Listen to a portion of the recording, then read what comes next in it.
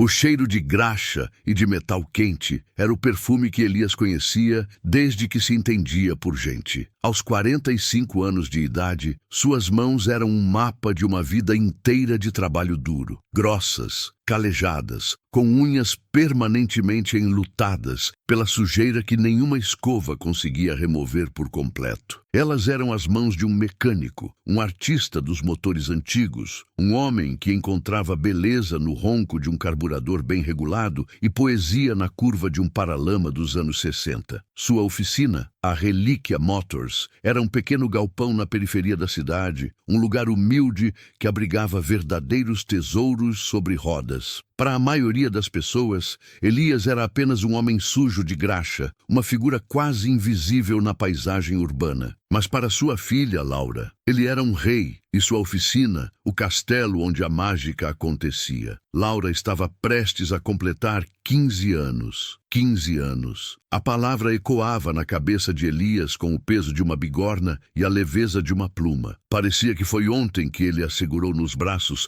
pela primeira vez, tão pequena, tão frágil. Agora, ela era uma moça, com sonhos que se estendiam muito além das paredes empoeiradas da oficina. E o maior sonho dela nas últimas semanas tinha nome, cor e endereço. Era um vestido. Não qualquer vestido, mas o vestido. Um modelo azul celeste com pequenos cristais bordados no corpete que ela tinha visto na vitrine de uma loja no shopping mais chique da cidade. Uma loja chamada La Perle. Laura nunca pediu o vestido. Ela apenas suspirava ao passar em frente à loja ou recortava a foto de uma revista e a deixava sem querer sobre a bancada de trabalho do pai. Ela sabia que aquele mundo de luxo e brilho estava a anos-luz de distância da realidade deles. Mas Elias via o brilho nos olhos da filha, e para um homem como ele, que passava os dias consertando os sonhos dos outros, realizar o sonho de sua própria filha era a missão mais importante de sua vida. Por 6 meses,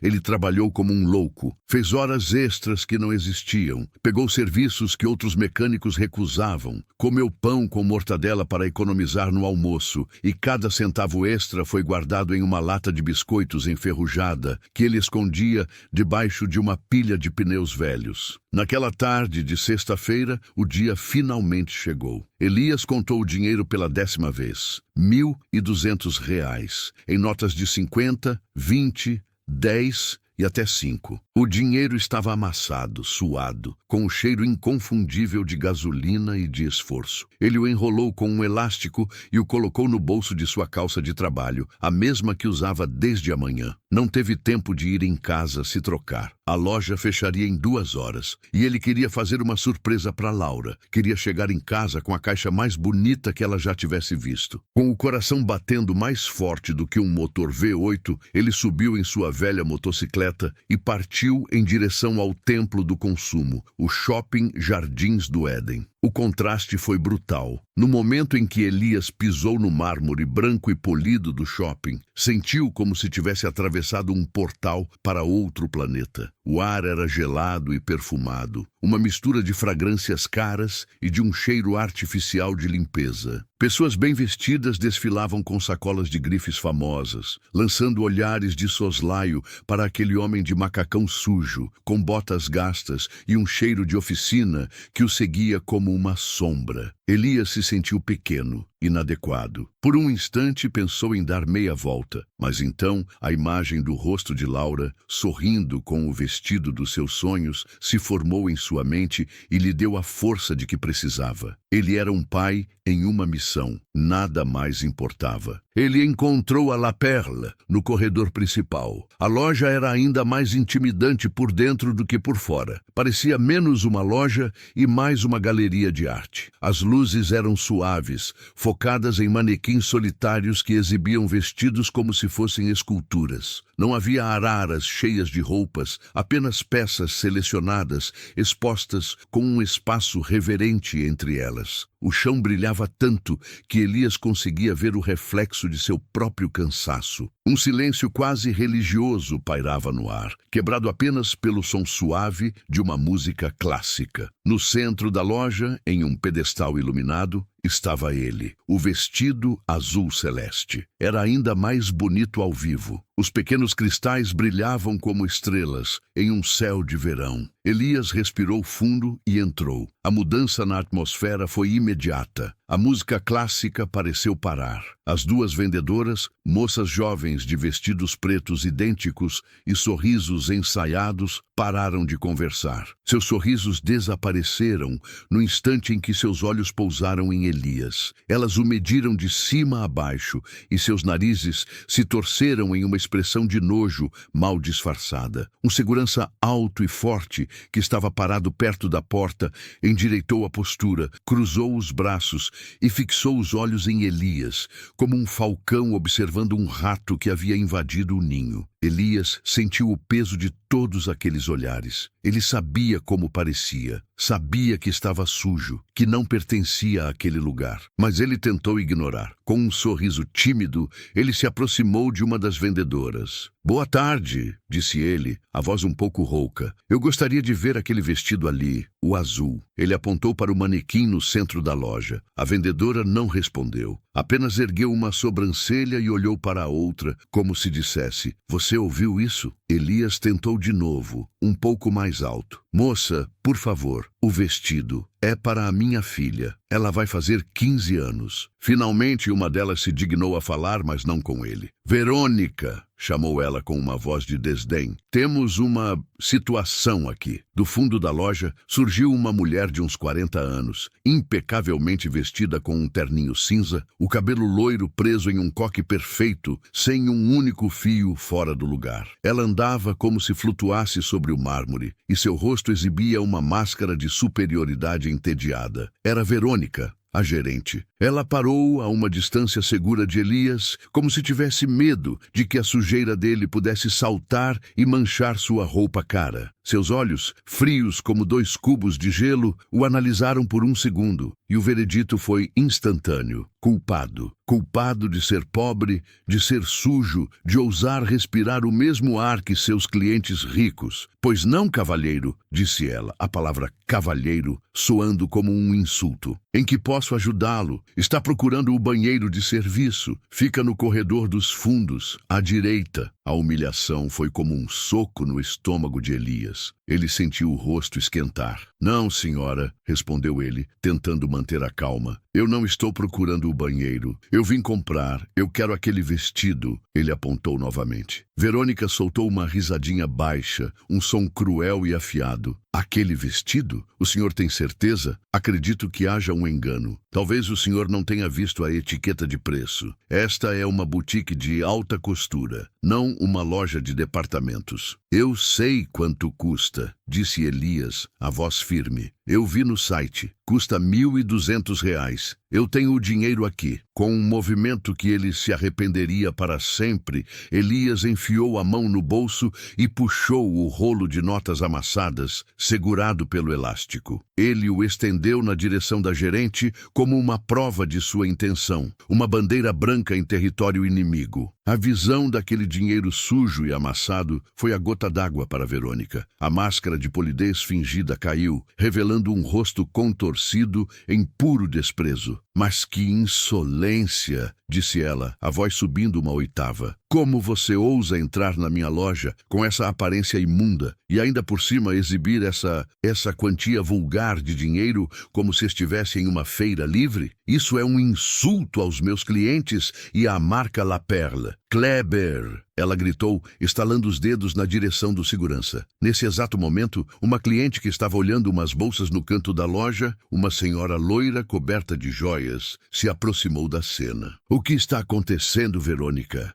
Que cheiro horrível é esse? Parece que tem um rato morto por aqui", disse a mulher, abanando a mão em frente ao nariz e olhando diretamente para Elias. Aquele comentário foi a senha. O segurança, Kleber, que parecia estar apenas esperando por uma ordem, se moveu rapidamente. Ele era 2 vezes maior que Elias. Ele agarrou o braço de Elias com uma força brutal. "Vamos, amigão. Hora de ir embora. Acabou o show", disse o segurança, a voz grave e ameaçadora. Espere, eu não fiz nada, protestou Elias, tentando se soltar. Eu só quero comprar o vestido da minha filha. O dinheiro está aqui. No meio da confusão, o elástico que segurava o dinheiro arrebentou. As notas de 50, 20, 10 e 5 reais se espalharam pelo chão de mármore branco e brilhante, como folhas mortas em um jardim de inverno. A cena foi a humilhação final. As vendedoras riram. A cliente rica deu uma gargalhada. Verônica olhou para o dinheiro no chão com o mesmo nojo com que se olha para um inseto esmagado. Tire esse homem daqui agora, ela ordenou, e limpem essa sujeira do chão. Kleber arrastou Elias para fora da loja sem nenhuma cerimônia. Ele o empurrou com força para o corredor do shopping, fazendo-o tropeçar e quase cair. E não volte mais aqui. Ouviu bem? Da próxima vez eu chamo a polícia, ameaçou o segurança, antes de voltar para dentro e fechar a porta de vidro na cara de Elias. Elias ficou ali, no meio do corredor do shopping, o corpo doendo, a alma em frangalhos. Pessoas passavam e o olhavam com uma mistura de pena e curiosidade. Ele se ajoelhou, o rosto queimando de vergonha, e começou a catar seu dinheiro do chão, nota por nota. Cada nota que ele pegava parecia mais suja, mais humilhada do que antes. Ele não sentia raiva. A raiva viria depois. Naquele momento, ele sentia uma tristeza tão profunda, tão avassaladora, que quase o sufocou. Ele não estava triste por si mesmo, estava triste por sua filha. Ele havia falhado.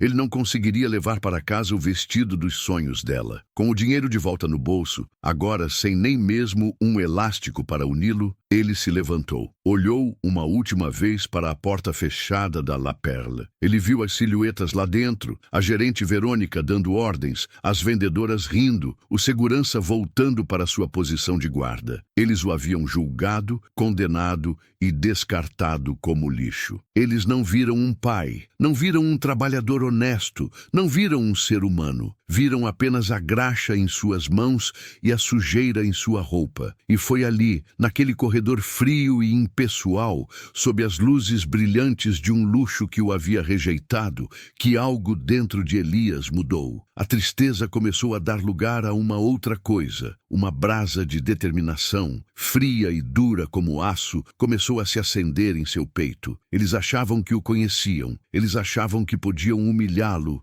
e descartá-lo. Eles estavam enganados, muito enganados. Ele se virou e caminhou em direção à saída, os passos lentos, mas firmes. Ele não sabia como, não sabia quando, mas ele fez uma promessa silenciosa para si mesmo. Ele voltaria àquela loja.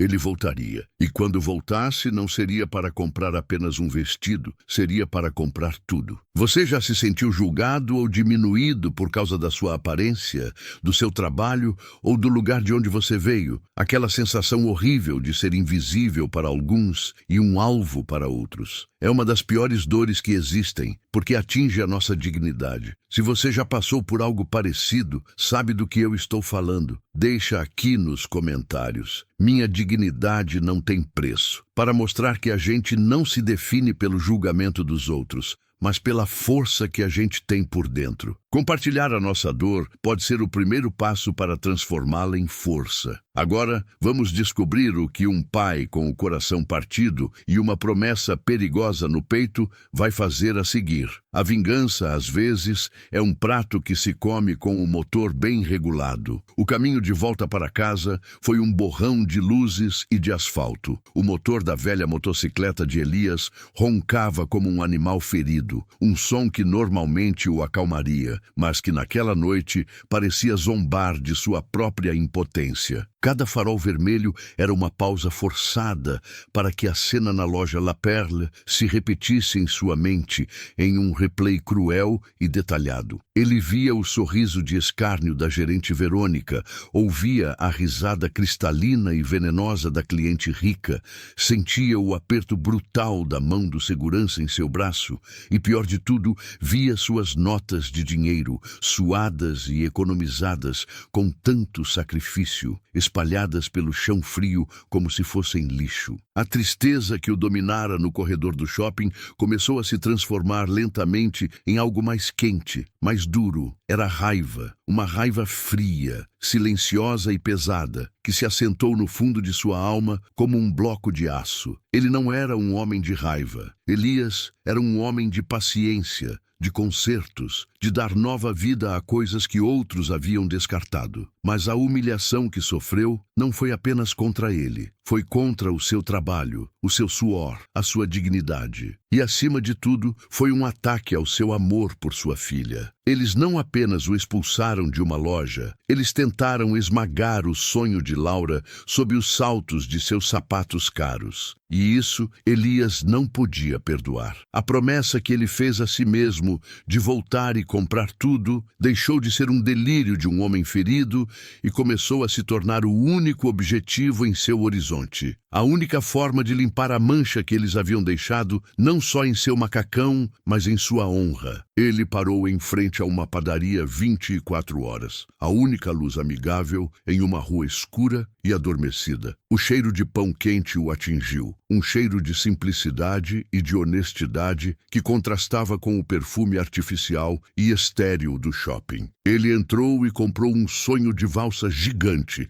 o doce favorito de Laura. Era um gesto pequeno, quase insignificante diante da tempestade que se formava dentro dele, mas era uma forma de se agarrar à normalidade, de se lembrar para quem ele estava fazendo tudo aquilo. Ele precisava de um escudo para a mentira que teria que contar. Quando chegou em casa, as luzes estavam acesas. Laura estava sentada no pequeno sofá da sala, fingindo assistir à televisão. Mas seus olhos ansiosos estavam fixos na porta. Ela se levantou em um pulo no momento em que ele entrou. O sorriso em seu rosto era tão brilhante que por um segundo iluminou a escuridão no coração de Elias. "Pai, e aí, conseguiu?" Ela perguntou, os olhos faiscando de expectativa, procurando pela sacola da La Perle. O coração de Elias se partiu em 1000 pedaços. Contar a verdade era impensável. Como ele poderia dizer à sua filha, em sua véspera de aniversário, que seu pai fora tratado como um cachorro sarnento, que o dinheiro que ele juntou com tanto esforço fora ridicularizado e jogado no chão? Dizer a verdade seria transferir a humilhação para ela, manchar seu sonho com a feiura do mundo real. E ele preferiria morrer a fazer isso. Elias forçou o melhor sorriso que conseguiu encontrar. "Quase, minha filha, quase", disse ele,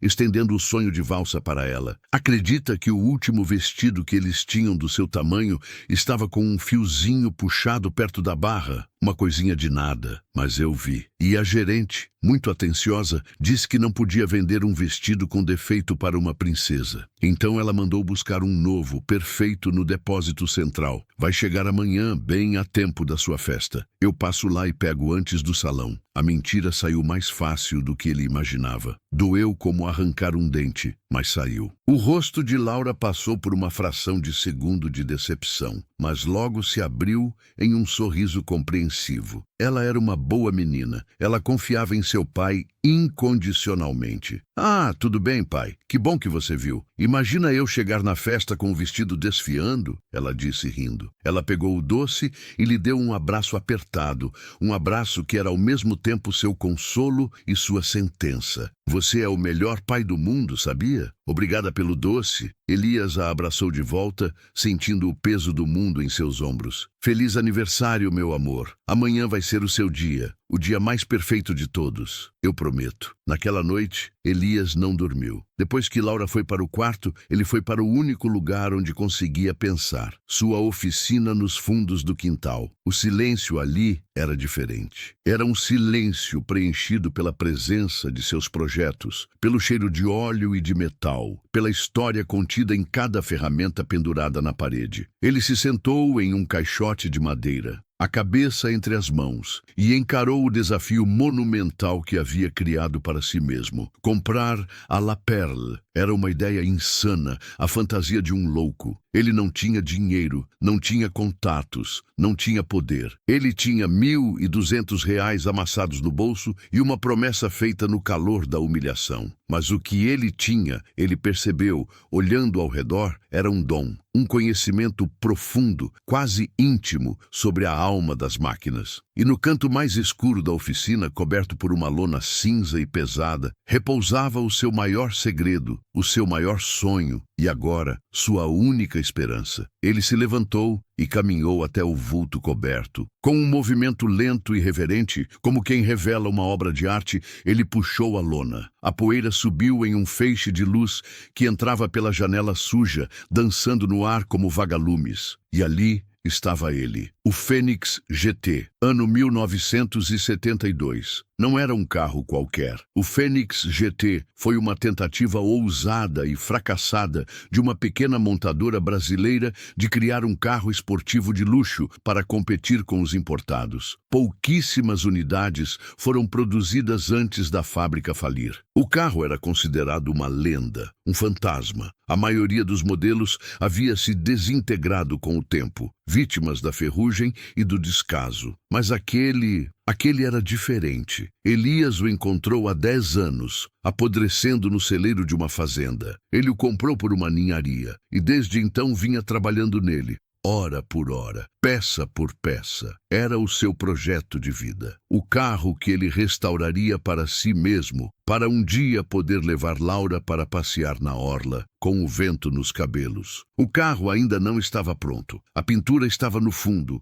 um primeiro cinza fosco. Partes do interior ainda estavam expostas, mas o coração da fera, o motor, estava impecável. Elias o havia refeito do zero, cada parafuso, cada pistão, polido e ajustado com a precisão de um relojoeiro. Ele sabia, com a certeza de um mestre em seu ofício, que aquele carro, uma vez terminado, não valeria apenas alguns milhares de reais. Valeria uma fortuna. Uma fortuna que apenas um tipo específico de pessoa estaria disposta a pagar. Um colecionador, um fanático por raridades, alguém que não via apenas um carro, mas uma peça de história. A ideia que se formou em sua mente era aterrorizante. Significava sacrificar seu único sonho pessoal. Significava vender a única coisa de valor que ele possuía no mundo, além de seu amor pela filha. Mas o rosto de Verônica, contorcido em desprezo, voltou à sua mente. A troca pareceu justa. Ele sacrificaria seu sonho de metal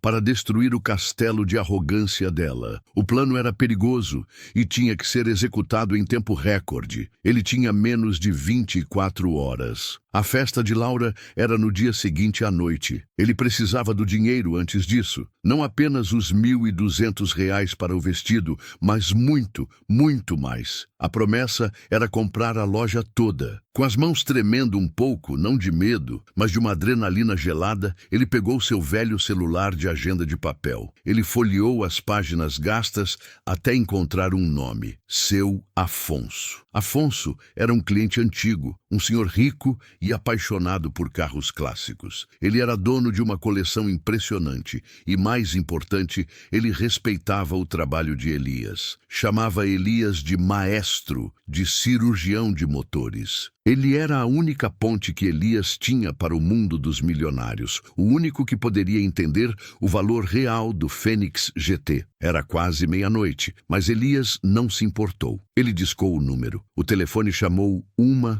2, 3 vezes. Elias prendeu a respiração. Quando estava prestes a desligar, uma voz sonolenta a atendeu. Alô? Seu Afonso? Me desculpe pela hora. É o Elias, o mecânico. Houve uma pausa. Elias? Meu caro, aconteceu alguma coisa? Está tudo bem com aquele motor do Alfa Romeo? Está tudo ótimo com o motor, seu Afonso. Eu que não estou bem. Quer dizer, eu preciso de um favor enorme, e tem que ser para amanhã. Afonso, agora mais desperto, pareceu intrigado. Fale, meu rapaz, você sabe que tenho sua arte em alta conta. Elias respirou fundo. Seu Afonso, eu tenho um carro aqui, uma coisa que ninguém no Brasil viu em 40 anos. É um Fênix GT de 1972. O chassi é o número 3. Eu o restaurei por 10 anos. O motor está perfeito, a estrutura está perfeita. Falta apenas a pintura e o acabamento final. Eu preciso vendê-lo, e preciso vender rápido, por um preço que o senhor nem acreditaria. Houve um silêncio do outro lado da linha, tão profundo que Elias pensou que a ligação tivesse caído. Quando Afonso falou novamente, sua voz não era mais sonolenta. Estava carregada de um choque reverente. Um fênix? Chassi 3? Elias, você tem certeza? Isso não é um carro, é o santo graal dos colecionadores brasileiros. Por que diabos você venderia uma coisa dessas? É uma longa história, senhor. Uma questão de honra. Eu preciso do dinheiro. E sei que o senhor conhece as pessoas certas. Pessoas que não olham a etiqueta de preço. Afonso suspirou. Entendo. Ou finjo que entendo. Você está com sorte, meu rapaz. Ou com um azar danado, dependendo do ponto de vista. O maior e mais recluso colecionador do país está na cidade. Ele nunca aparece, nunca vai a leilões. As pessoas o chamam apenas de O Barão. Ele é uma lenda. Dizem que ele tem mais dinheiro que o Banco Central e que é mais excêntrico que um artista de vanguarda. E ele tem uma obsessão: carros brasileiros raros que ninguém mais tem. Ele pagaria qualquer coisa por um Fênix Chassi 3. O coração de Elias disparou. O senhor pode me conseguir uma reunião com ele para amanhã? Não será fácil. O barão não recebe ninguém. Ele é quem decide quem ele quer ver, disse Afonso. Mas por você e por um fênix, eu vou tentar. Vou ligar para o assistente dele. Esteja na sua oficina amanhã, o dia todo. Não saia daí por nada. Se ele se interessar, ele vai aparecer. E Elias, um conselho: o barão não compra apenas carros. Ele compra histórias. E ele testa as pessoas. Esteja preparado para tudo. Quando desligou o telefone, Elias sentiu um calafrio percorrer seu corpo. Ele olhou para o Fênix GT, seu sonho cinzento e silencioso. Ele tinha uma chance minúscula, quase impossível. Ele teria que enfrentar um milionário lendário e convencê-lo a comprar seu sonho inacabado por uma quantia astronômica. E tudo isso antes que as luzes do salão de festas do bairro se acendessem para o baile de debutante de sua filha. A noite seria longa. Ele tinha um carro para preparar e uma vida inteira para apostar. Quem aqui já teve que sacrificar um sonho pessoal por alguém que ama? Abrir mão de algo que você construiu para si mesmo, tijolo por tijolo, para proteger ou para lutar por um filho, um pai, um irmão? É uma das provas de amor mais difíceis e mais puras que existem. Se você já fez um sacrifício assim, ou se admira quem tem essa coragem, escreva nos comentários. O amor constrói pontes, porque é isso que o Elias está fazendo. Ele está desmontando o seu sonho para construir uma ponte sobre o abismo da humilhação. E do outro lado está a felicidade de sua filha. A questão agora é: será que essa ponte vai aguentar o peso do desafio que vem pela frente? O barão está vindo e ninguém sabe o que esperar dele. A madrugada na oficina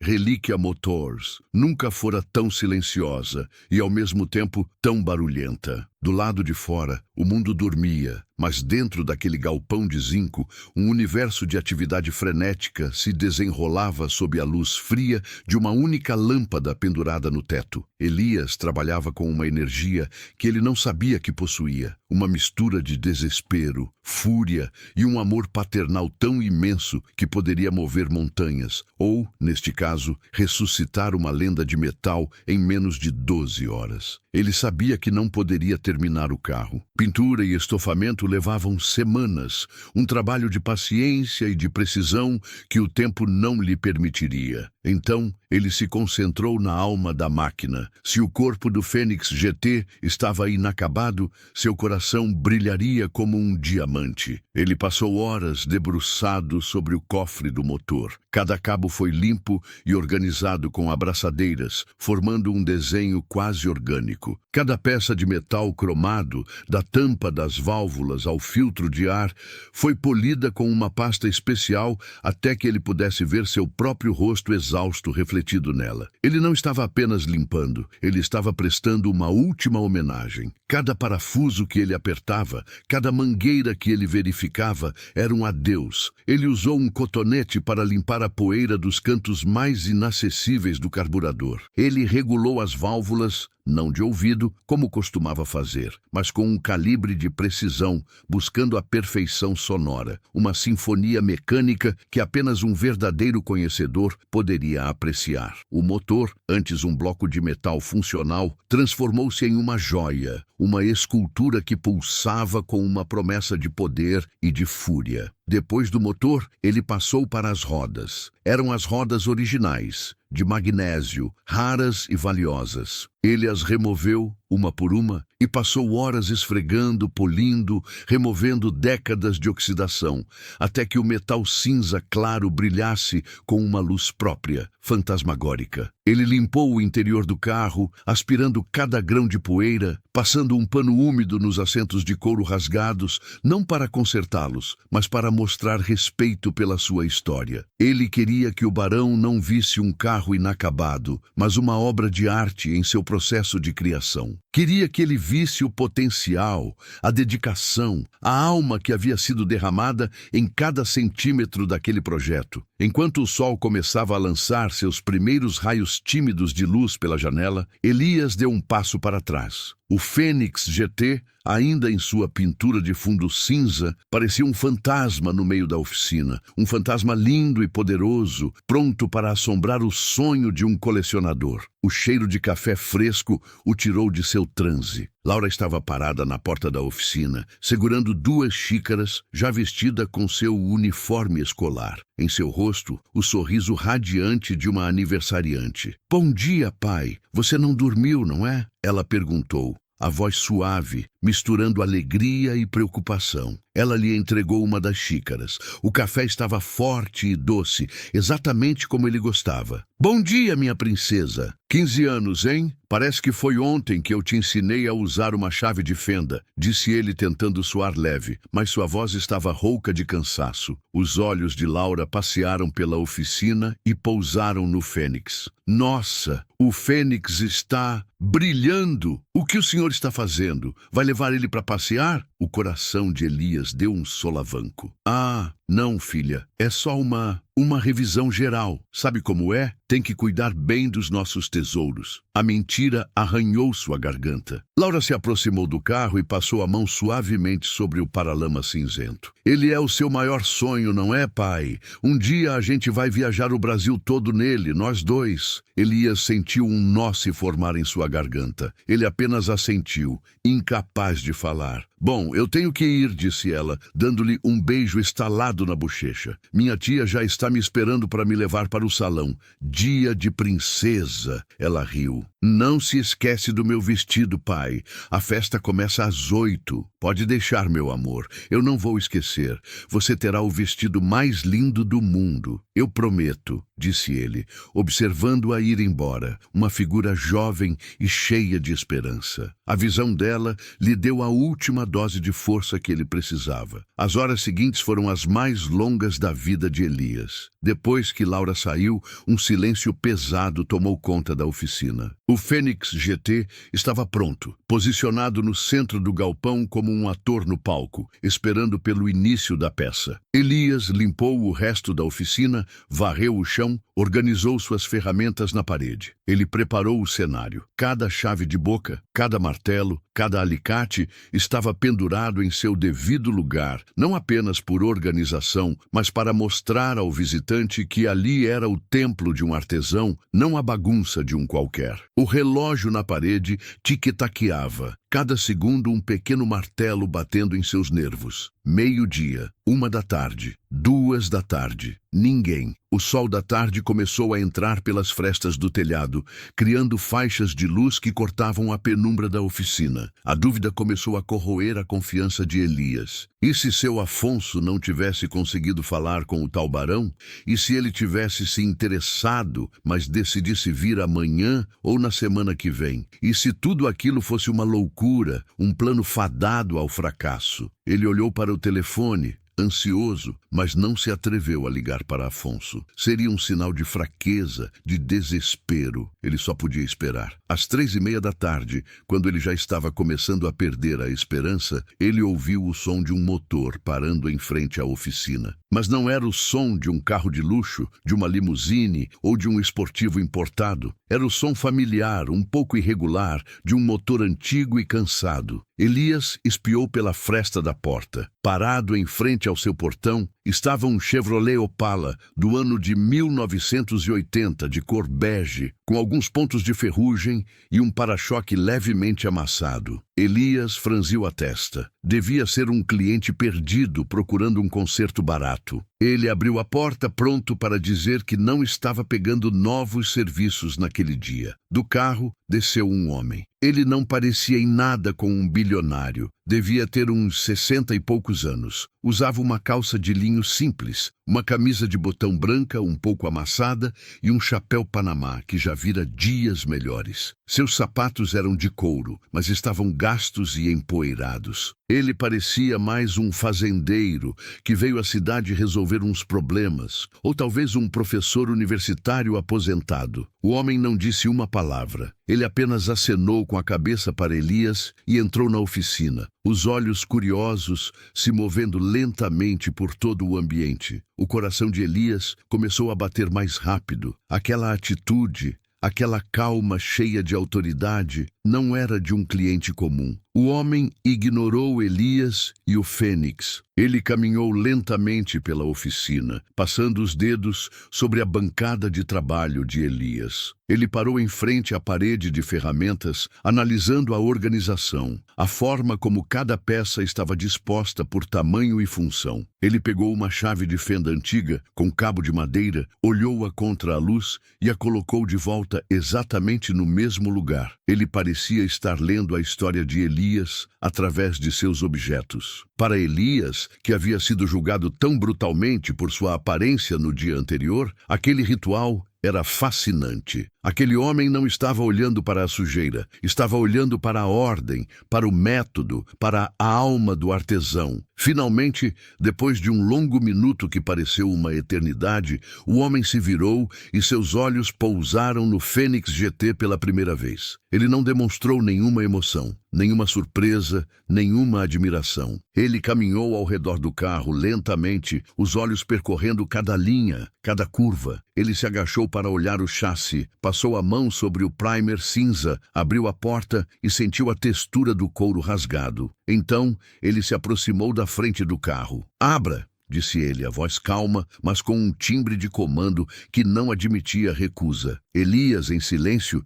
destravou o capô. A peça de metal se ergueu suavemente, revelando o motor brilhante, a joia da coroa. Pela primeira vez, uma expressão pareceu cruzar o rosto do homem. Foi um brilho fugaz nos olhos, um quase imperceptível erguer de sobrancelhas. Ele se inclinou, analisando cada detalhe. Ele não disse "que bonito" ou "que trabalho incrível". Em vez disso, ele apontou para uma pequena peça de metal perto da bobina. "Essa presilha não é original do modelo de 72, é do modelo de 71. Por quê?" Elias sentiu um arrepio. Aquele homem não era um amador. Aquela era uma pergunta que apenas um especialista profundo poderia fazer. Porque a presilha do modelo de 72 tinha um defeito de fábrica, respondeu Elias, a voz firme, entrando em seu território de conforto. Ela vibrava com a rotação do motor e podia soltar o cabo de força em alta velocidade. A do modelo de 71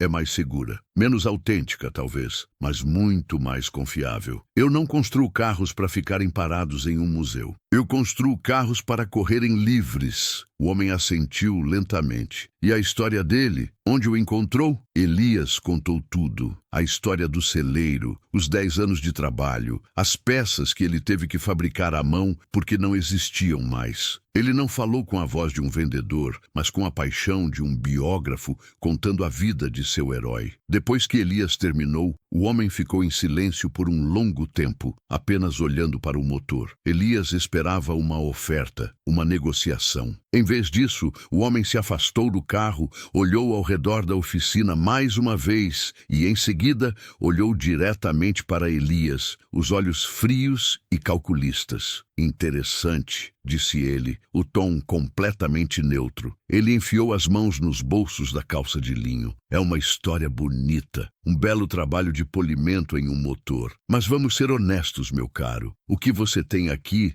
não é um carro, é um problema. É uma carcaça cinzenta com um motor brilhante. Vai me custar uma fortuna para terminar o serviço. A pintura, o interior, a parte elétrica, é um poço de dinheiro e de tempo. Para mim, isso é apenas um monte de peças raras e nada mais. Ele fez uma pausa, e cada palavra que veio a seguir foi como uma facada no peito de Elias. Sua história é comovente, mas não vale dinheiro. Seu trabalho no motor é bom, mas é apenas uma parte de um todo que não existe. Você está desesperado, senão não teria ligado para o Afonso no meio da noite. Você tem um problema e quer que eu o compre. Então, seja sincero, por que eu deveria pagar uma fortuna por essa sua pilha de problemas inacabada? O insulto pairou no ar, pesado e denso como a fumaça de um motor fundido. O barão estava testando-o, exatamente como Afonso havia avisado. Ele estava diminuindo seu trabalho, sua paixão, seu sonho, transformando-o em um monte de peças. O velho Elias, o Elias do dia anterior, teria baixado a cabeça, concordado, talvez pedido desculpas por ter feito o homem perder seu tempo. Mas o Elias daquele momento,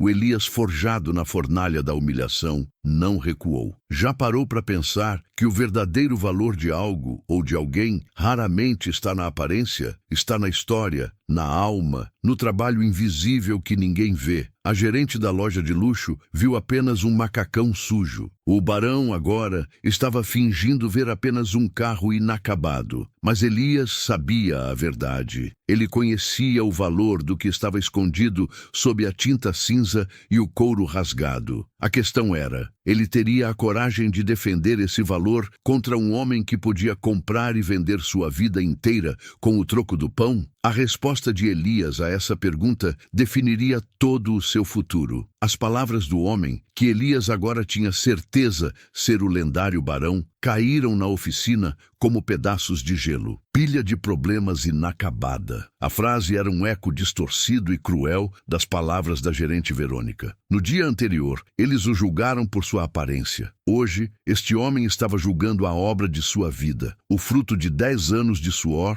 sangue e dedicação. A raiva que Elias sentia, a mesma raiva fria que o manteve acordado durante a noite, subiu por sua garganta. Mas ele a engoliu. Ele sabia que explodir seria o fim. Aquele homem não queria sua raiva, ele queria sua alma. E era exatamente isso que Elias lhe daria. Elias descruzou os braços e deu um passo à frente, diminuindo a distância entre eles. Ele não olhou para o barão com raiva, mas com uma calma e uma firmeza que ele não sabia que possuía. Era a calma de um homem que não tinha mais nada a perder, exceto a sua dignidade, e por essa ele lutaria até o fim. O Senhor está enganado, disse Elias a voz baixa, mas ressoando com uma autoridade recém-descoberta. Com todo o respeito, o Senhor não está olhando direito. O Senhor não vê uma pilha de problemas. O Senhor vê uma tela em branco. O Senhor não vê um carro inacabado. O Senhor vê a oportunidade única de ser o homem que vai dar a cor final a uma lenda. Ele se virou e acariciou o teto do fênix, o metal frio sob a sua palma calejada. Qualquer milionário pode comprar um carro clássico já restaurado. Eles compram o trabalho pronto de outro homem, assinam um cheque e levam para casa um troféu. Mas o Senhor tem a chance de comprar algo muito mais valioso. O Senhor pode comprar a história. O Senhor pode ser o patrono, o mecenas que vai permitir que esta fênix finalmente renasça das cinzas. O próximo dono deste carro não vai dizer, eu comprei um Fênix GT. Ele vai dizer, eu, junto com o mecânico que dedicou a vida a ele, fomos os homens que terminamos o Fênix GT número 3. A sua assinatura estará na alma deste carro para sempre. Elias fez uma pausa, olhou diretamente nos olhos do barão e deu o golpe final. O senhor não está comprando a minha carcaça cinzenta, o senhor está comprando a alma dela. O resto é só tinta e couro. E isso o seu dinheiro pode comprar em qualquer loja de luxo da cidade. A alma, o coração que bate aqui dentro, ele bateu de leve no capô. Essa só eu posso lhe entregar. E ela não é um problema. Ela é perfeita. O silêncio que se seguiu foi absoluto. A única coisa que se ouvia era o tic-tac do relógio na parede e a própria respiração de Elias. O barão ficou imóvel, o rosto indecifrável sob a aba de seu chapéu Panamá. Elias manteve o olhar, sem piscar. Tinha apostado tudo. Tinha defendido seu trabalho, sua honra, com as únicas palavras que conhecia. E então aconteceu algo que Elias não esperava. O canto dos lábios do barão se contraiu. E em seguida ele abriu um sorriso. Não era um sorriso de escárnio, mas um sorriso largo, genuíno, que transformou completamente seu rosto, enchendo-o de vida. Ele tirou o chapéu, revelando um cabelo grisalho e rebelde, e soltou uma gargalhada alta, rouca e cheia de satisfação que ecoou pelo galpão. Maravilhoso,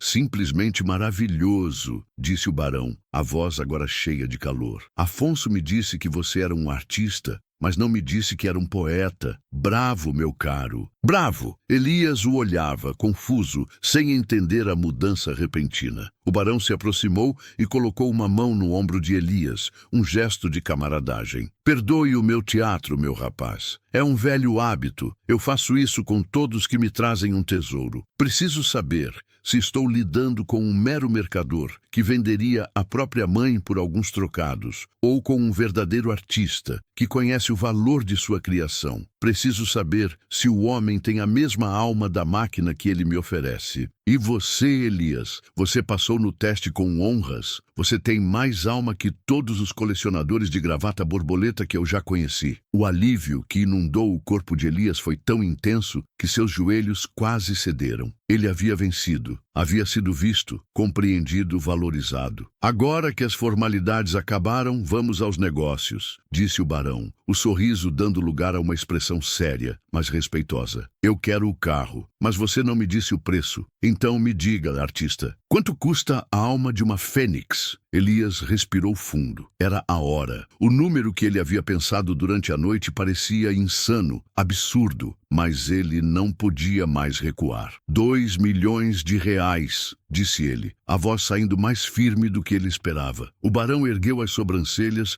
mas não pela quantia. Havia um brilho de curiosidade em seus olhos. É um número preciso e muito alto para um homem que quer apenas comprar um vestido para a filha. Há mais nessa história, não há? Afonso me disse que era uma questão de honra. Eu vou pagar o seu preço, Elias. Mas eu não compro objetos sem história. O dinheiro é seu, com uma condição. Você vai me contar a verdade. Que honra é essa que vale 2 milhões de reais? A pergunta era um convite, e Elias, sentindo que estava diante de um raro confessor, de alguém que talvez pudesse entender não apenas seu ofício, mas sua dor, decidiu abrir o coração. Ele contou tudo. Começou com o sonho de Laura, os 6 meses de trabalho extra, o dinheiro suado guardado na lata de biscoitos. Ele descreveu em detalhes a loja La Perle, o cheiro, o silêncio, o vestido no pedestal. E então ele contou a parte mais difícil. Ele descreveu o rosto de Verônica, a gerente, o desprezo em sua voz, a forma como a palavra cavalheiro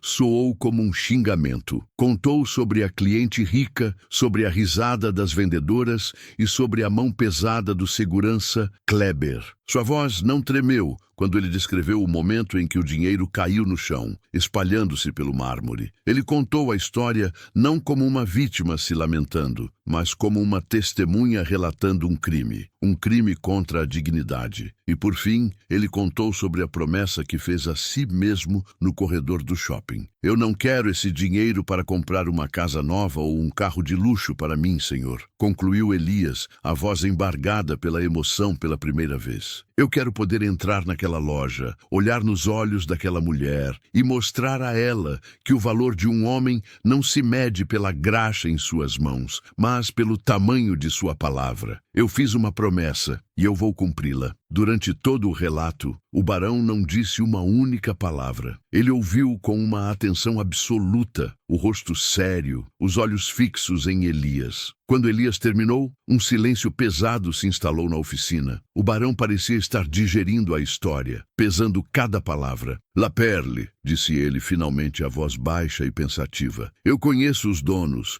um conglomerado de investimentos sem rosto e sem alma. Eles compram marcas, não se importam com pessoas. A mulher que você descreveu, a gerente, ela não é a dona. Ela é apenas uma pequena rainha em um pequeno castelo de vidro, defendendo um tesouro que nem mesmo é dela. Ele olhou para Elias e havia uma nova luz em seus olhos. Não era pena, era respeito e algo mais, uma espécie de cumplicidade. Eu entendo perfeitamente. Um homem sem honra é apenas uma casca vazia. E você, Elias, está com a razão. O barão pegou seu celular, um modelo simples, antigo, que contrastava com a imagem de um bilionário. Ele discou um número. Alô, Jorge, sou eu. Preciso que você faça uma transferência imediata, 2 milhões, para a conta de Elias. Elias de quê? Ele perguntou, cobrindo o bocal do telefone. Elias dos Santos. Para Elias dos Santos. Vou te mandar os dados da conta dele. E quando eu digo imediata, Jorge, eu quero dizer que o dinheiro tem que estar na conta dele antes de eu desligar o telefone. Sim, isso mesmo. Obrigado. Ele desligou e olhou para Elias. Me passe o número da sua conta. Elias, atordoado, pegou um pedaço de papel e uma caneta e anotou os números de sua conta poupança. Uma conta humilde que raramente via mais do que algumas centenas de reais. O barão tirou uma foto dos números e a enviou. Eles ficaram em silêncio por talvez 15 segundos. Então, o celular de Elias, o mesmo aparelho velho que ele usou para ligar para Afonso, apitou. Era uma mensagem de notificação do banco. Elias abriu as mãos trêmulas. A tela mostrava: transferência recebida, 2.000 reais. A visão daquele número, com todos aqueles zeros em seu celular rachado, era tão surreal que Elias sentiu uma tontura. Ele teve que se apoiar na bancada. 2 milhões de reais, em um piscar de olhos. O poder daquele homem era algo que sua mente não conseguia compreender. Pronto, disse o barão, guardando o celular no bolso, como se tivesse acabado de pedir uma pizza. O carro é meu. Meus homens virão buscá-lo amanhã. E eu quero que você supervisione o resto da restauração, Elias. Todo o custo será por minha conta, e eu vou pagar pelo seu tempo. Quero que você mesmo o termine. Este carro agora tem uma história de honra, e só o homem que a escreveu pode terminá-la. Ele colocou o chapéu de volta na cabeça e caminhou em direção à porta. Antes de sair, ele se virou para Elias. Havia um sorriso enigmático em seu rosto. O dinheiro é uma ferramenta, Elias. Nada mais, nada menos. Às vezes, ele serve para construir. Às vezes, para demolir. Hoje, parece que você tem um pouco de cada coisa para fazer. Use-o com a mesma precisão que você usa as suas ferramentas. E com isso, ele se foi. Elias ouviu o motor do velho Opala dar a partida e se afastar, o som desaparecendo na quietude da tarde. Ele ficou sozinho na oficina, o silêncio agora preenchido pelo zumbido dos zeros em sua conta bancária. Ele olhou para o celular, milionário. Ele olhou para o relógio na parede. Eram 4:30 da tarde. A loja La Perle fechava às 6. A festa de Laura começava às 8. A primeira parte da missão estava cumprida, a mais difícil. Mas agora vinha a parte mais perigosa, a confrontação. Ele tinha o poder, tinha o dinheiro, mas teria a coragem de voltar ao lugar de sua maior humilhação e executar o seu plano? Sabe aquele momento em que você engole o sapo e fica quieto, desejando ter dito o que pensava? O Elias decidiu que não ia mais engolir desaforos. Ele decidiu falar o valor dele em voz alta, e isso mudou o jogo completamente. E você já teve um momento em que defendeu sua dignidade e sentiu o poder que isso traz? Escreva nos comentários: eu tenho valor, porque essa é uma verdade que ninguém pode tirar de nós, não importa o que digam ou pensem. Agora, o palco está montado. Elias, o mecânico, está prestes a se transformar em Elias, o milionário. E a cortina da loja La Perle está prestes a subir para o segundo ato. Um ato que ninguém ali está esperando. Por um minuto inteiro,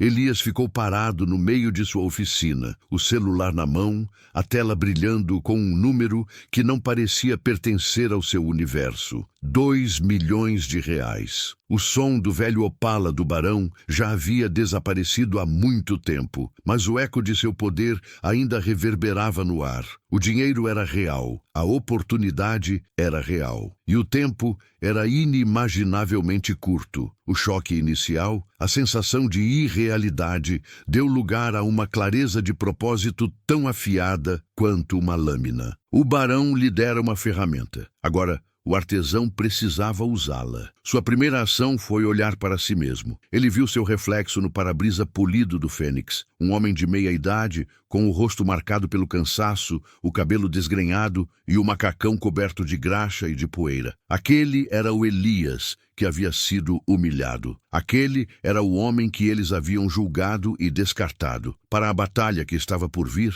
ele precisava de uma armadura, não para esconder quem ele era, mas para forçá-los a enxergar o homem que eles se recusaram a ver. Ele correu para dentro de casa, tomou o banho mais rápido e mais furioso de sua vida, esfregando a graxa das mãos com uma escova até a pele ficar vermelha e ardendo. Ele se barbeou com um cuidado que não tinha há anos, as mãos acostumadas com a força bruta necessária para soltar um parafuso enferrujado, agora se movendo com uma delicadeza redescoberta. Ele vestiu uma calça jeans limpa e uma camiseta, mas sabia que não era o suficiente. Ele pegou as chaves de sua motocicleta, mas parou. Não. Chegar de moto, mesmo que limpa, não passaria a imagem de que precisava. Ele ligou para o único serviço de táxi do bairro e pediu o melhor carro que tivessem, para uma corrida imediata. Enquanto esperava, ele fez a segunda ligação mais importante do dia. Seu Afonso, sou eu, Elias. De novo. Elias, meu rapaz, eu não podia estar mais curioso. O barão apareceu. A voz de Afonso era uma mistura de ansiedade e de excitação. Apareceu, seu Afonso,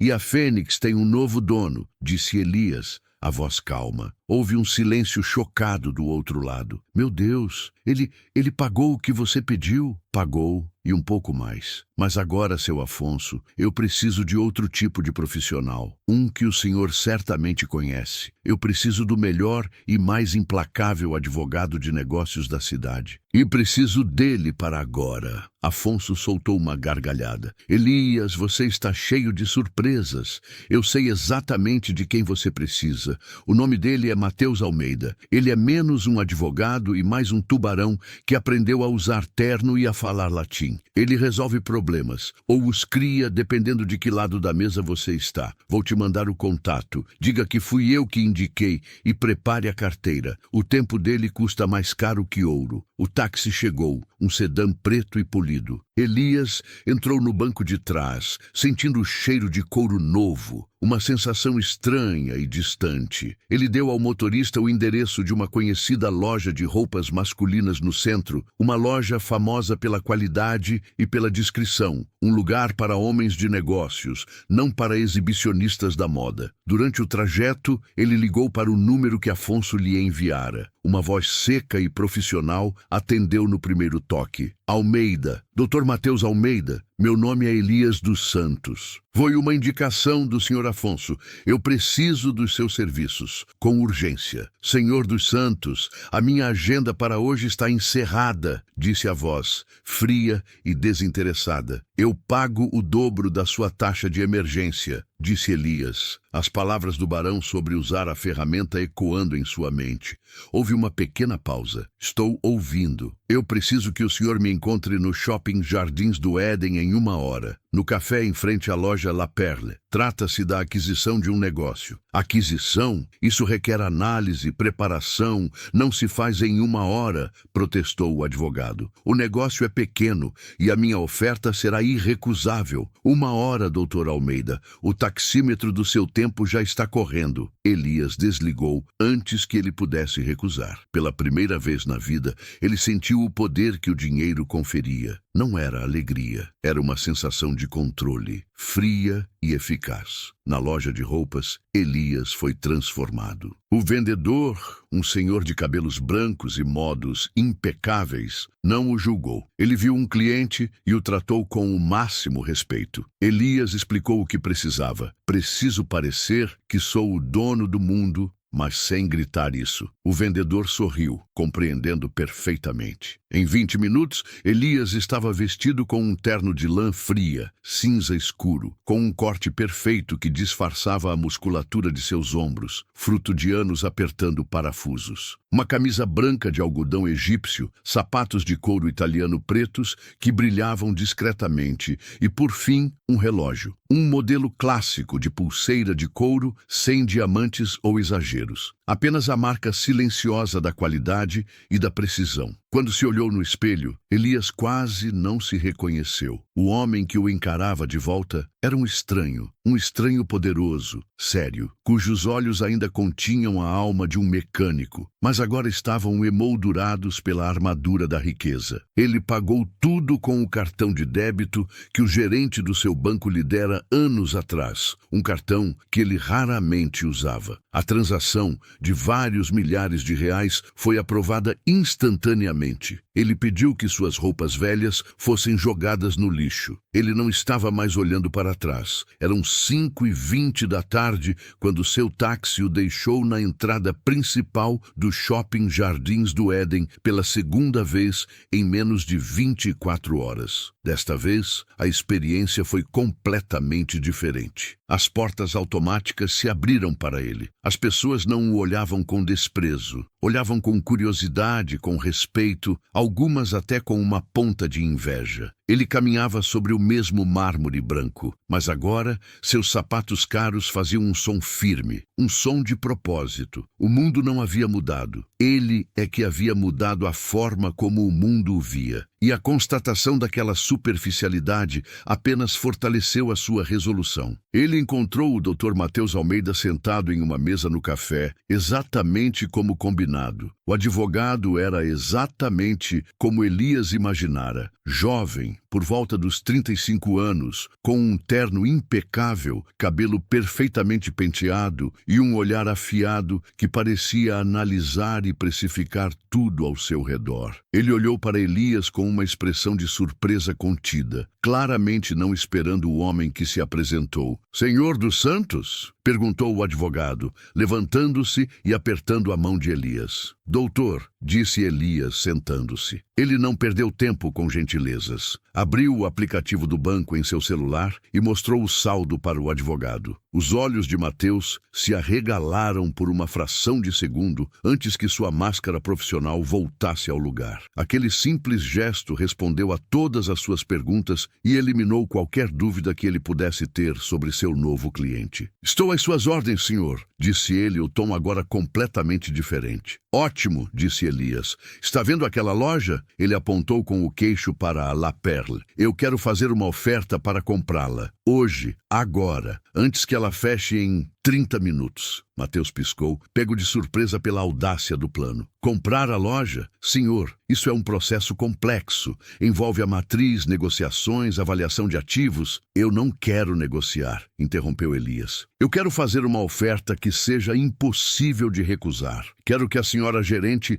ligue para quem quer que seja o dono e diga que um homem está na loja dela com um advogado, pronto para assinar um cheque que resolverá todos os problemas financeiros deles pelo resto da década. O seu trabalho é fazer isso parecer legal, oficial e aterrorizante, entendeu? Um lento sorriso de tubarão se formou nos lábios de Mateus. Ele finalmente entendeu que tipo de jogo estava jogando. Entendi perfeitamente, Senhor dos Santos. É um prazer fazer negócios com o Senhor. Eram 6:10. O movimento no shopping estava diminuindo. Elias e Mateus se levantaram e caminharam lado a lado em direção à entrada da La Perle. O segurança, Kleber, o mesmo homem que o havia agarrado e o jogado para fora como um saco de lixo, estava na porta. Seus olhos passaram por Elias e por um instante pareceu haver um lampejo de reconhecimento, uma confusão em sua mente. Mas o terno, os sapatos, a presença do advogado ao seu lado, tudo isso criou um curto-circuito em seu cérebro programado para julgar. Ele viu apenas poder e dinheiro e, instintivamente, como um cão treinado, ele abriu a porta de vidro para eles com um aceno de cabeça respeitoso. A ironia era tão densa que Elias quase sorriu. Lá dentro, o ambiente era o mesmo. A música clássica, as luzes suaves, o silêncio caro. As duas vendedoras estavam arrumando as últimas peças. E atrás do balcão de vidro, contando o dinheiro do caixa, estava ela, Verônica. Ela ergueu os olhos quando ouviu a porta se abrir, irritada por clientes de última hora. Mas sua irritação se dissolveu instantaneamente, sendo substituída pelo seu sorriso profissional, oleoso e falso. "Sejam muito bem-vindos à La Perle", disse ela, a voz um zumbido adocicado. "Fechamos em alguns minutos, mas por favor, fiquem à vontade. Em que posso ajudá-los?" Seus olhos passaram de Mateus para Elias, avaliando o valor de seus ternos, de seus sapatos, de seus relógios. Elias não respondeu. Ele caminhou lentamente, os passos ecoando no silêncio da loja. Ele passou pelo pedestal onde o vestido azul celeste ainda reinava intocado. Ele parou bem em frente ao balcão, a poucos metros dela. O advogado ficou um passo atrás, em silêncio, como uma sombra pronta para atacar. Elias olhou diretamente nos olhos de Verônica, olhos que no dia anterior o haviam fuzilado com desprezo. Ele esperou até que a atenção dela estivesse completamente focada nele. E então ele falou: "Boa noite, Verônica", disse ele, a voz calma, baixa, mas carregada com o peso de tudo o que havia acontecido. O sorriso no rosto dela congelou. Ela piscou, confusa. A voz era vagamente familiar. Ela inclinou a cabeça, forçando a memória, e então seus olhos se arregalaram. O reconhecimento a atingiu como um raio. A cor sumiu de seu rosto, deixando para trás uma palidez de cera. Era ele, o mendigo, o homem imundo da oficina. Mas não era. Era e não era. Era o mesmo rosto, os mesmos olhos, mas todo o resto estava errado.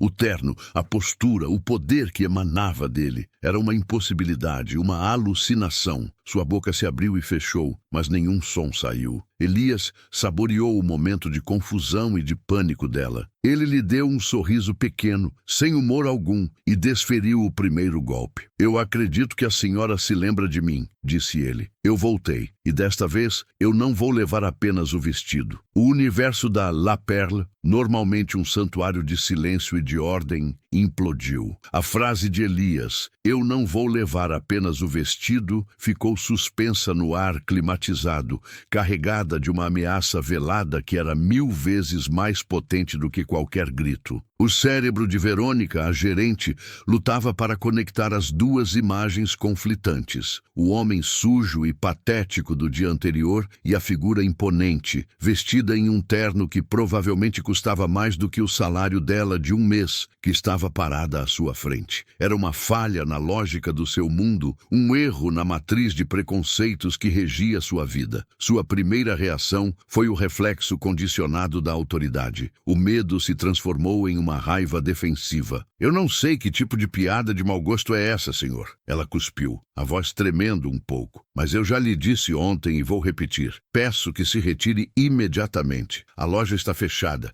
Kleber", ela chamou, o tom esganiçado, "acompanhe este indivíduo para fora." O segurança Kleber, que estava paralisado perto da porta, deu um passo hesitante para a frente. Seus olhos iam de Elias para a gerente, a confusão estampada em seu rosto. Seu instinto lhe dizia para obedecer, para usar a força como sempre fazia, mas algo o deteve. O homem à sua frente não parecia mais uma presa fácil. Ele emanava uma calma perigosa, uma autoconfiança que o terno caro apenas amplificava. Antes que Kleber pudesse dar um segundo passo, o advogado, Dr. Matheus Almeida, moveu-se suavemente, interpondo-se entre Elias e a gerente. Ele não ergueu a voz, não fez nenhum gesto brusco. Ele apenas abriu seu paletó e, de um bolso interno, tirou um porta-cartões de couro. Com um movimento elegante, ele colocou um cartão sobre o balcão de vidro. Dr. Matheus Almeida, disse ele, a voz tão polida e afiada quanto o mármore do chão. Eu represento legalmente o senhor Elias dos Santos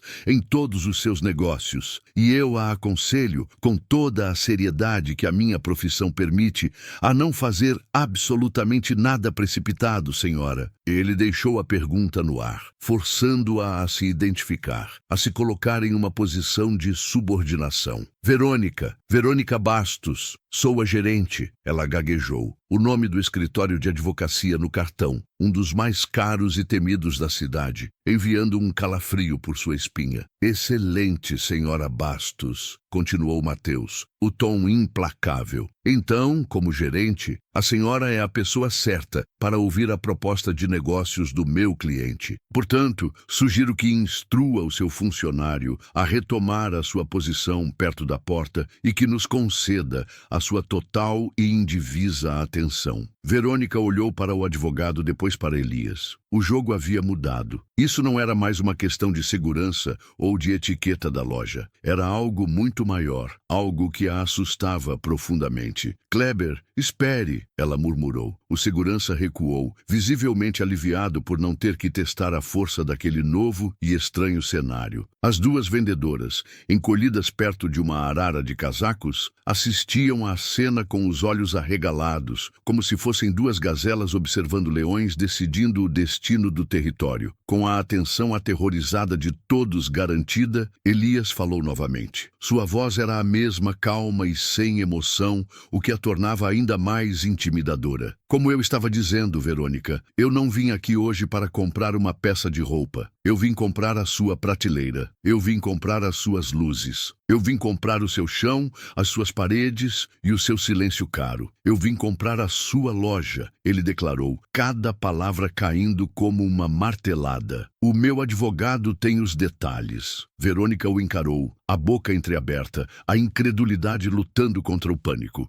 Comprar a... Mas isso é impossível, isso é ridículo. Matheus, o advogado, assumiu a palavra, o tom dele agora puramente profissional, frio e letal. Deixe-me assegurá-la, senhora Bastos, de que não há nada de ridículo em nossa proposta. A oferta é feita em nome de um consórcio de investimentos privado, representado aqui pelo meu cliente, o Senhor dos Santos. Estamos oferecendo o valor de 5 milhões de reais. Ele fez uma pausa para que o número pudesse ser absorvido. 5 milhões, pela aquisição imediata e total da unidade La Perle, do Shopping Jardins do Éden. Isso inclui a transferência do ponto comercial, todo o estoque atual, os ativos fixos e a absorção dos contratos de funcionários. É uma oferta de porta fechada. 5 milhões de reais. O número sugou o ar da loja. Verônica sentiu as pernas fraquejarem e se apoiou no balcão. Aquilo era mais do que a loja valia, talvez o dobro. Era uma quantia que não fazia nenhum sentido lógico. E, continuou o advogado, a oferta tem um prazo. Ela é válida por exatamente 1 hora, a contar de agora. Ele olhou para o seu relógio de pulso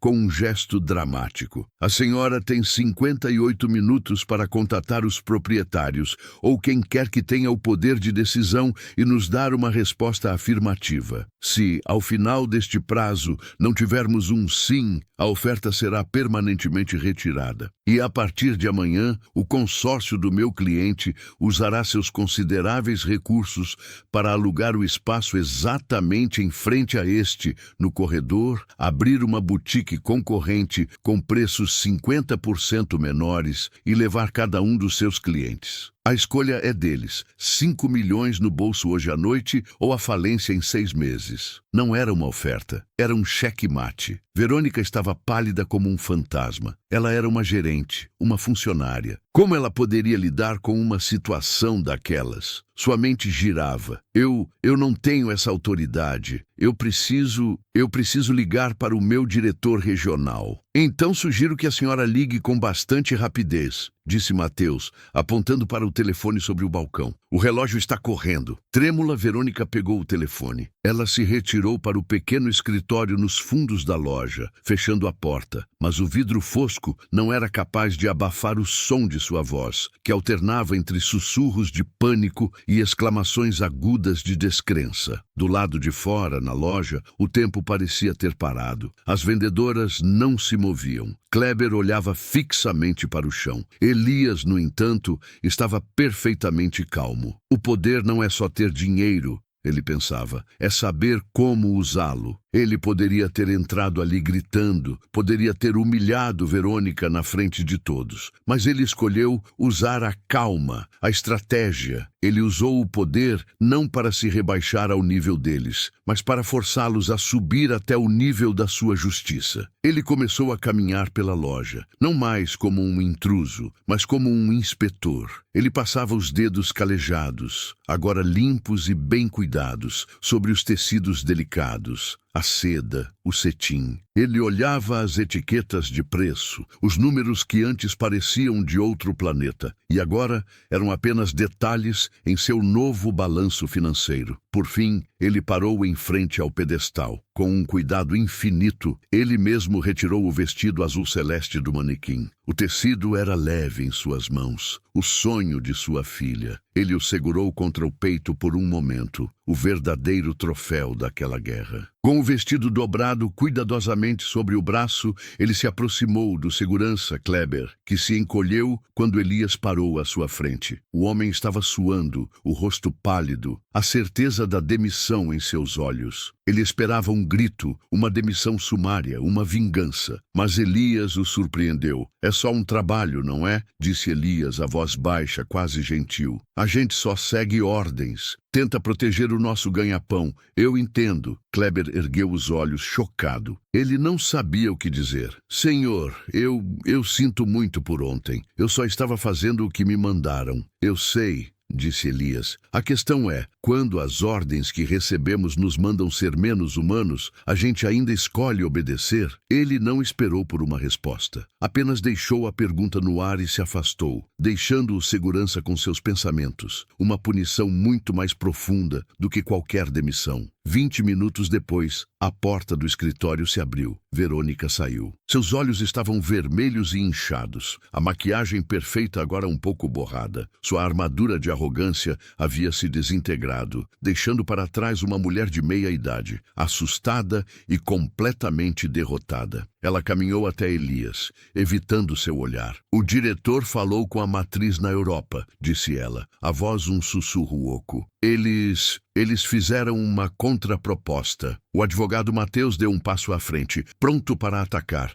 mas Elias o deteve com um gesto de mão. Não, disse Elias, a voz gélida. Não há contraproposta. A minha oferta é final. Sim ou não, Verônica? Ela engoliu em seco, as últimas gotas de sua autoridade evaporando. Eles me instruíram a dizer que aceitam a sua oferta. A loja é sua. As palavras caíram no silêncio. Era oficial. Elias dos Santos, o mecânico, era o novo dono da La Perle. As vendedoras se entreolharam, apavoradas. Verônica parecia que ia desmaiar. Elias assentiu lentamente, o rosto sem expressão. Ele se virou para seu advogado. Excelente. Dr. Mateus, por favor, inicie todos os trâmites legais imediatamente. Quero a posse assinada e registrada amanhã de manhã. Ele então se virou para a equipe, que o olhava como se ele fosse um carrasco prestes a ler a sentença. Ele ergueu o vestido azul em sua mão. Primeiro, este vestido. Vou levá-lo. É um presente para a minha filha, afinal. Segundo, ele fez uma pausa, e o terror nos olhos deles se intensificou. Verônica, Kleber, e vocês duas, ele disse, olhando para as vendedoras. Eu gostaria de ter uma palavrinha com todos vocês,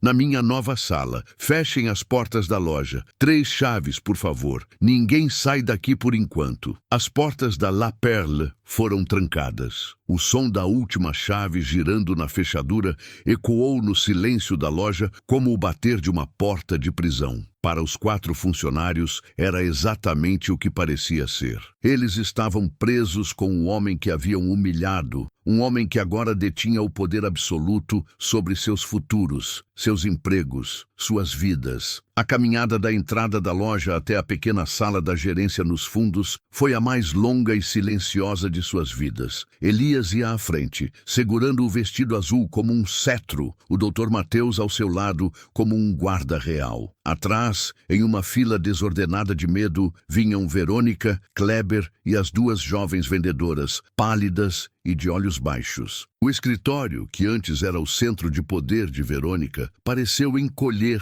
na presença de Elias. Era um cômodo pequeno, com uma mesa, duas cadeiras e um armário de arquivos. Elias não se sentou na cadeira da gerente. Ele permaneceu de pé, encostado na parede oposta, forçando todos a ficarem de pé também, no centro da sala apertada. Ele colocou o vestido azul celeste com um cuidado infinito sobre a mesa. O vestido, o objeto que deu início a tudo, agora parecia um juiz silencioso, observando a cena. Elias olhou para cada um deles, um por um, demorando-se em cada rosto, deixando o silêncio se esticar até se tornar quase insuportável. Ele via o medo nos olhos das vendedoras, o remorso confuso no rosto de Kleber e uma mistura de terror e orgulho ferido nos olhos de Verônica. Ele começou pelas vendedoras. "Eu não sei o nome de vocês", disse ele, a voz calma, "mas eu me lembro dos seus rostos. Eu me lembro das suas risadas." As duas moças se encolheram e uma delas começou a chorar baixinho. "Eu poderia demitir vocês agora. Seria fácil, mas eu me pergunto, o que vocês aprenderiam com isso? Apenas a ter medo. E eu não quero funcionários que trabalhem com medo. Eu quero funcionários que trabalhem com respeito." Ele deu um passo à frente. "Então, esta é a minha decisão para vocês duas. Vocês vão manter seus empregos, com uma condição. A partir de hoje, esta loja," ele fez um gesto amplo, "vai tratar cada pessoa que entrar por aquela porta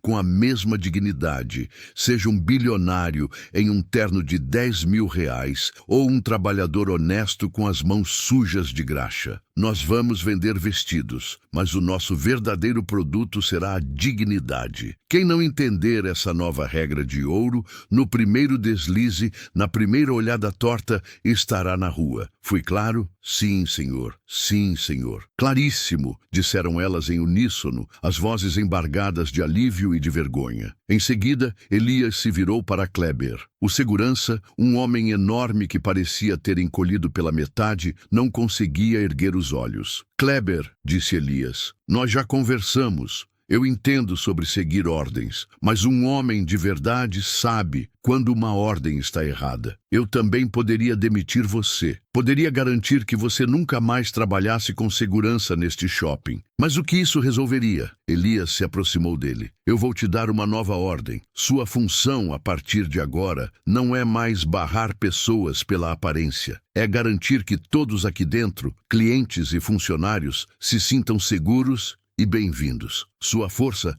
não deve mais ser usada para oprimir os humildes. Deve ser usada para proteger os desrespeitados. Se algum dia algum cliente rico entrar aqui e humilhar uma de suas colegas, ou se um gerente tentar diminuir alguém, eu espero que você seja o primeiro a se colocar na frente e defender a pessoa mais fraca. Essa é a sua nova missão. Você acha que consegue cumpri-la?" Kleber ergueu os olhos pela primeira vez e neles havia lágrimas. Ele assentiu, a garganta apertada demais para falar. "Sim, senhor. Eu consigo." Ele finalmente conseguiu dizer. Por fim, Elias se virou para Verônica. Ela estava encostada na parede, o rosto uma máscara de derrota. A sala inteira prendeu a respiração. Este era o momento do julgamento final. "Verônica", começou Elias, a voz agora perdendo a suavidade, tornando-se dura como o aço. "Não vou perguntar se você se arrepende. O seu medo já me deu essa resposta. O que eu quero é que você se lembre. Eu quero que você me diga, aqui, na frente de todos, o que você me disse ontem, quando eu pedi para ver o vestido. Verônica balançou a cabeça. Por favor, eu não... Diga! Ordenou Elias, a voz subindo pela primeira vez. Soluçando, ela repetiu as palavras cruéis. Está procurando o banheiro de serviço? Como ousa entrar na minha loja com essa aparência imunda? Tire esse homem daqui. Limpem essa sujeira do chão. Ela confessou, cada palavra uma faca que ela mesma cravava em seu orgulho. Exatamente, disse Elias. Você não me viu. Você viu a minha roupa, a graxa nas minhas unhas. Você me julgou, me condenou e me jogou no lixo. Você, Verônica, é o motivo pelo qual eu comprei este lugar. Eu comprei para ter o direito de fazer com você o que você mais temia, demiti-la. Ele fez uma pausa. O destino dela estava selado. Mas então, ele continuou. E é exatamente por isso que eu não vou fazer isso. Verônica o olhou, a confusão misturada ao seu desespero. Demitir você seria fácil demais. Seria um alívio para você. Você iria embora daqui, se candidataria a outra gerência em outra loja de luxo